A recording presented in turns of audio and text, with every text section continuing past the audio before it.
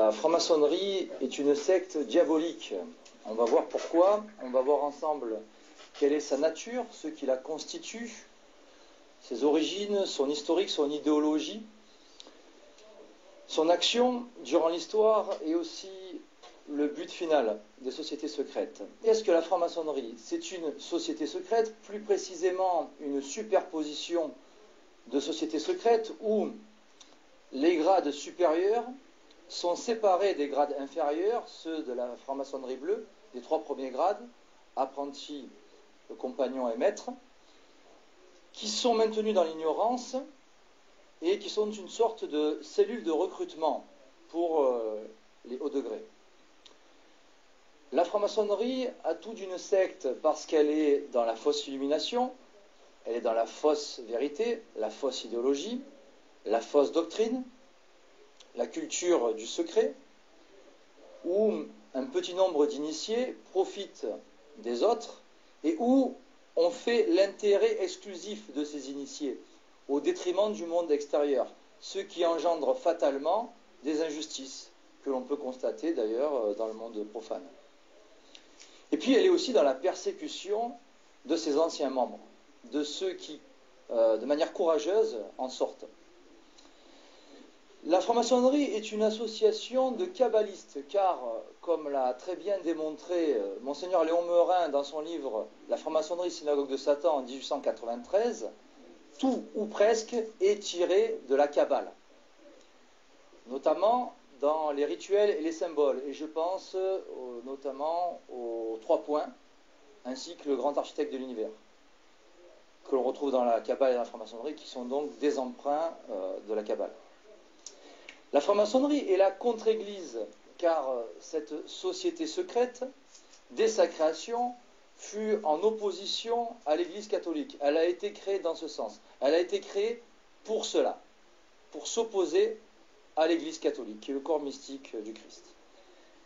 La franc-maçonnerie est aussi la synagogue de Satan, selon l'expression employée dans les évangiles, l'Apocalypse selon saint Jean, car elle est objectivement l'alliance entre le juif et Satan. Par le biais du secret, les juifs, autrefois les pharisiens, aujourd'hui les juifs talmudistes, ont trouvé des alliés dans leur conspiration contre Dieu et l'Église. Et ils vont créer leur propre Église, qui est la contre-Église. Politiquement, le régime de la franc-maçonnerie, c'est la République. La franc-maçonnerie est la République à couvert, de même que la République est la franc-maçonnerie à découvert. La République est une création maçonnique. C'est le bébé de la franc-maçonnerie. La franc-maçonnerie est aussi un foyer d'impiété, de magouille, de conspiration. Elle est la mère de tant de complots et le plus célèbre d'entre eux, le grand complot, c'est son œuvre majeure, c'est la Révolution dite française de 1789. Et puis la franc-maçonnerie, c'est enfin un ésotérisme qui passe obligatoirement par l'initiation, alors que la religion catholique est, elle, un exotérisme, c'est-à-dire un enseignement commun et accessible à tous. Alors, voyons certains passages de ces 2 déclarations d'Anderson et de Engel. Pour voir le déphasage existant entre ce que proclame la maçonnerie et ce qu'elle fait. Alors, recherche de la vérité, étude de la morale, amélioration matérielle et morale, perfectionnement intellectuel et social de l'humanité, tolérance mutuelle, respect des autres et de soi-même et liberté de conscience. Ah bon, d'accord? Mais c'est exactement le contraire que ces mots-là masquent de la réalité maçonnique. Et il n'y a qu'à regarder le spectacle du monde depuis que l'humanité est soumise au sophisme maçonnique de 1789 pour en comprendre le mensonge. Où sont l'amélioration matérielle et morale des peuples, le perfectionnement intellectuel et social de l'humanité, la tolérance mutuelle, le respect des autres et de soi-même et la liberté de conscience, alors que l'on ne voit que guerre, massacre, persécution religieuse, misère et perversion à l'échelle mondiale, sous l'égide des grandes démocraties, émanation des sophismes de la maçonnerie depuis la Révolution dite française et au travers des grandes institutions internationales, dont l'ONU. C'est exactement à l'inverse que l'on assiste. Or, on juge un arbre à ses fruits. Julie Chuteau, bonjour Julie. Bonsoir Pauline. On l'a dit, les tractations se poursuivent pour former ce gouvernement italien, mais déjà on sait que plusieurs franges de la population n'en feront pas partie. Et oui Pauline, puisque le code éthique du mouvement 5 étoiles et de l'extrême droite est clair, 3 catégories de personnes ne peuvent pas rentrer dans le nouveau gouvernement italien. Premièrement, les personnes condamnées au pénal. Deuxièmement, les personnes en procès pour des crimes jugés graves par l'Alliance populiste. Troisième catégorie de personnes, et c'est le point qui fait le plus réagir sur Internet, le nouveau gouvernement italien est interdit aux francs-maçons. Bon nombre de spécialistes y voient en fait l'application concrète de l'idéologie populiste du mouvement 5 étoiles. Dans les colonnes du Parisien, le directeur du centre d'histoire de Sciences Po, Marc Lazare, commente cette clause anti-maçonnique de la sorte. C'est dans la logique complotiste du mouvement 5 étoiles. Pour eux, il faut se méfier de la caste qui complote contre le bon peuple. En effet, les francs-maçons, comme les juifs ou les scientifiques par exemple, sont les cibles privilégiées au centre des théories du complot, et ces adeptes de la théorie du complot anti-élite font partie de l'électorat du mouvement 5 étoiles, mais cette cause anti-maçonnique provoque en revanche la colère et l'indignation, à commencer par les principaux intéressés, les francs-maçons eux-mêmes. Le Grand Orient d'Italie a d'ailleurs publié un communiqué aujourd'hui sur Internet et appelle à l'intervention du président de la République italienne. Cette décision est contraire à la Constitution, affirme le communiqué, pour qui cette décision rappelle les lois fasciste, une vision partagée par bon nombre d'internautes. Voyez par exemple ce message publié sur Twitter et qui dit « Musulmans, francs-maçons, immigrés, Union européenne, voilà les principales cibles, bienvenue en Europe ». Mélenchon, vous avez publié très récemment un pamphlet que vous avez sobrement titré « Réponse au discours de Nicolas Sarkozy », que vous allez nous dédicacer à chacun après l'émission. Nicolas Sarkozy, chanoine de Latran, vous expliquez que derrière les déclarations assez conciliantes, trop conciliantes du chef de l'État sur le rôle positif des religions, il y a une vraie volonté de provoquer, d'encourager un choc des civilisations. En fait, vous le bouchisez un peu. Ah, c'est lui qui se bouchise tout seul. J'ai fait réplique au chanoine de Latran. C'est un discours, une conférence que j'ai été prononcée au siège du Grand Orient de France, rue Cadet. D'abord, le parallélisme m'amusait, pardon la mégalomanie. Lui, il va au Vatican, moi au siège du Grand Orient, et je pense que le tableau est bien en place de la lutte qui nous sépare depuis 2 siècles, les uns et les autres. Voilà. Alors, le président Sarkozy... Vous allez au Grand Orient en tant qu'invité ou comme membre? Mais ça ne vous regarde pas. Vous ne considérez pas que ça doit être public?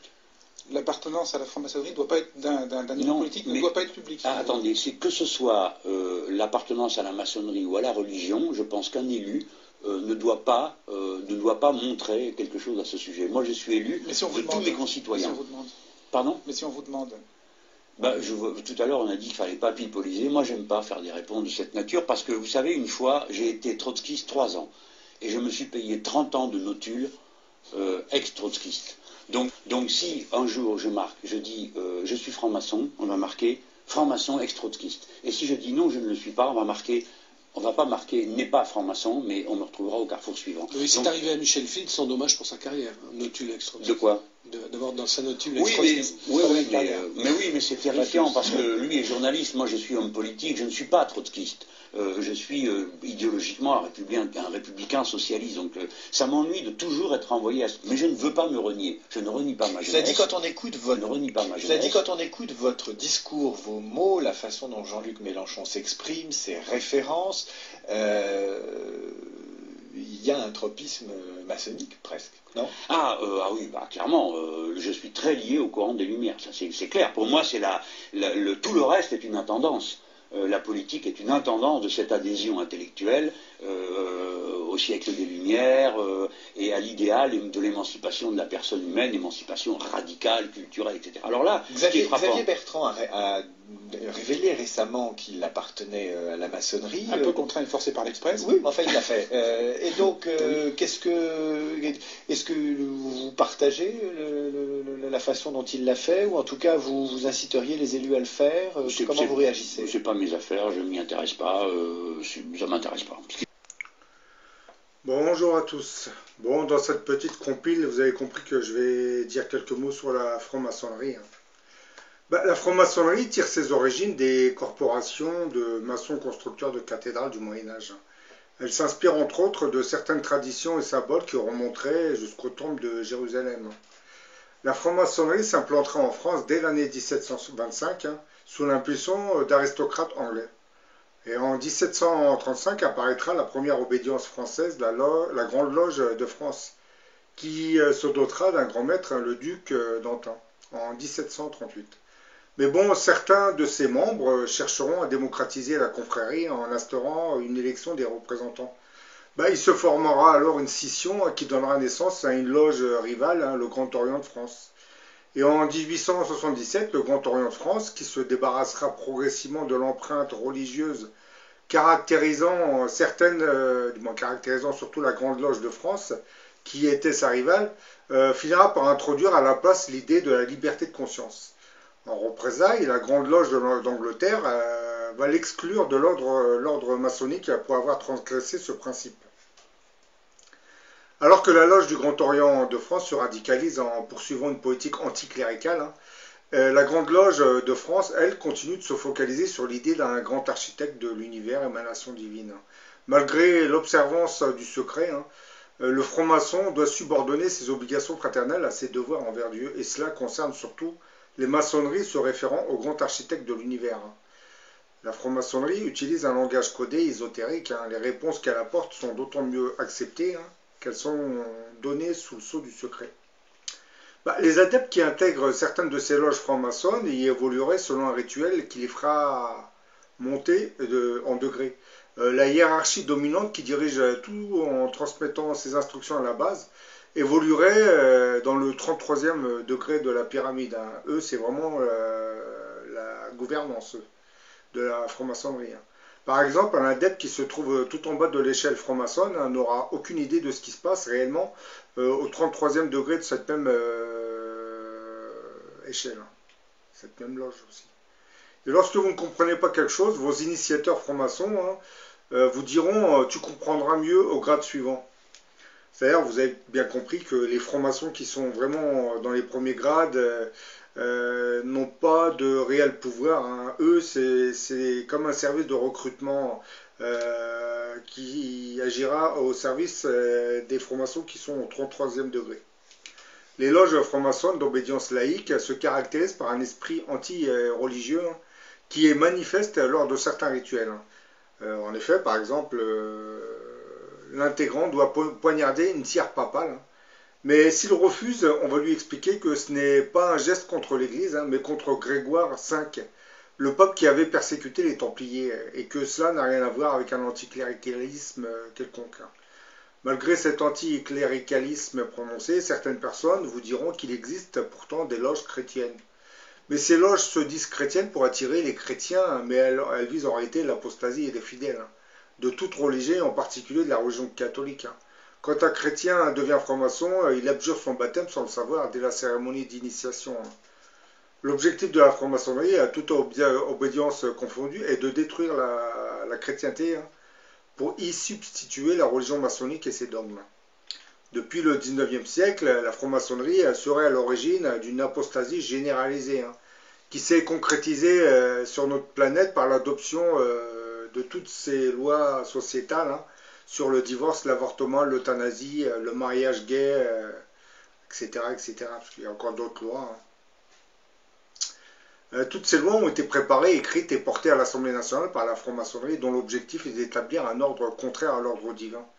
Le fait qu'elle avance de moins en moins masquée est la preuve de sa toute-puissance actuellement. Aujourd'hui, nos sociétés nagent complètement dans cette idéologie maçonnique. Un exemple parmi tant d'autres, hein, quand on évoque la laïcité, c'est une idée franc-maçonne. Donc lorsque nos chers médias nous font des reportages pendant des semaines sur les valeurs de la laïcité en attaquant la minorité musulmane, en réalité ils sont en train de parler de l'idéal franc-maçon dans notre société républicaine. Puisque lorsqu'on parle de la laïcité, on s'attaque à l'islam, mais en réalité, cette laïcité s'attaque à tout ce qui est religieux, puisque vous avez bien compris que en France, toutes les institutions, les bâtiments publics sont laïques, donc interdiction totale dit faire entrer toute empreinte divine. Donc le voile islamique, la burqa, etc., etc. Hein. Même les croix sont interdites, mais bon, ça c'est un...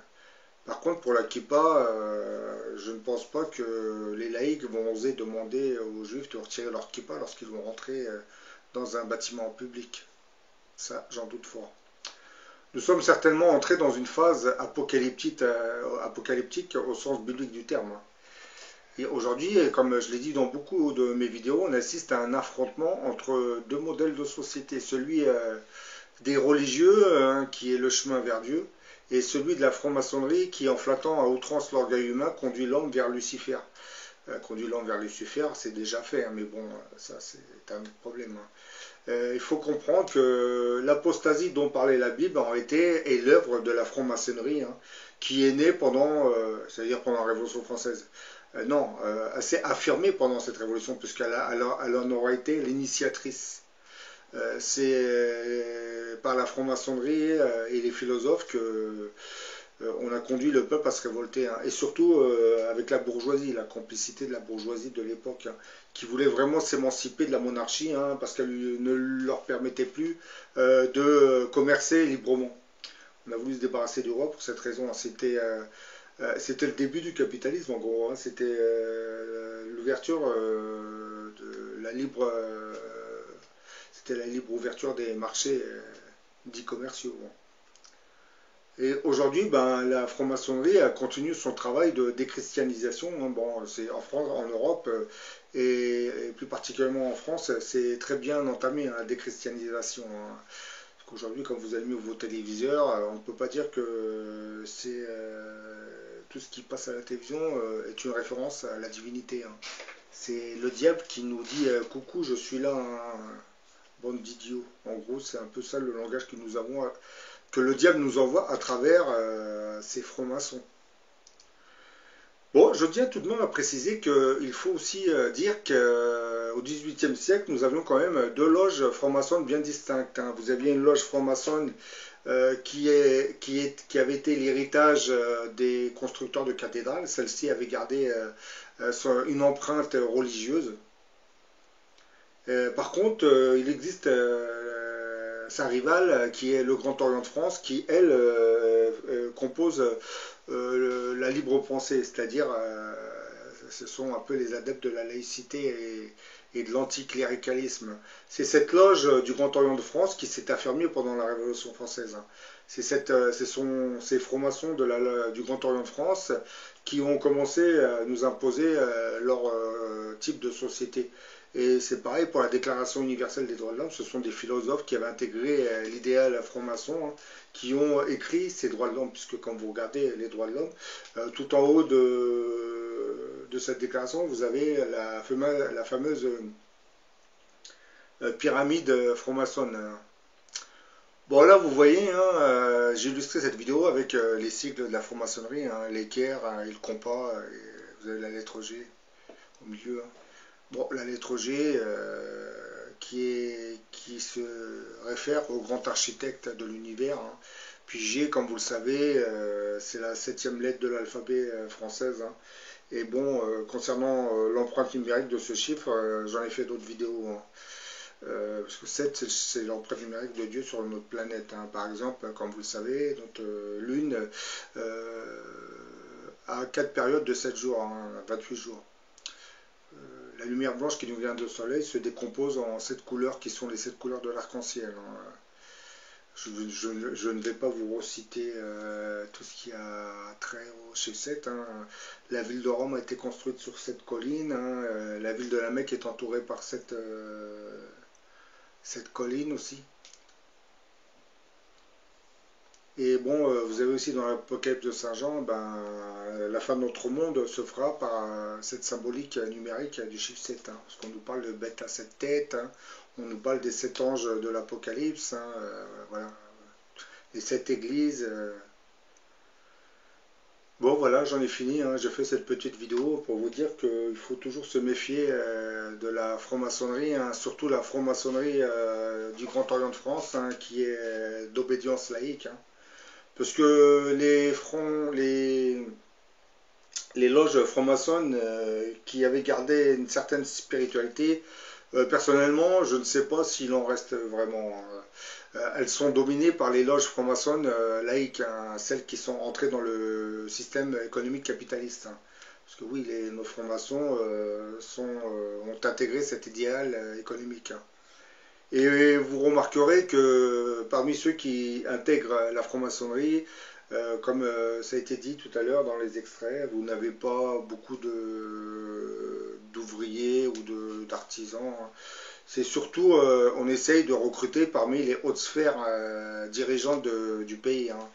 Médecins, avocats, maires, préfets, comptables, ministres. On essaye de rafler parmi cette bourgeoisie, surtout parmi les banquiers et les groupes industriels.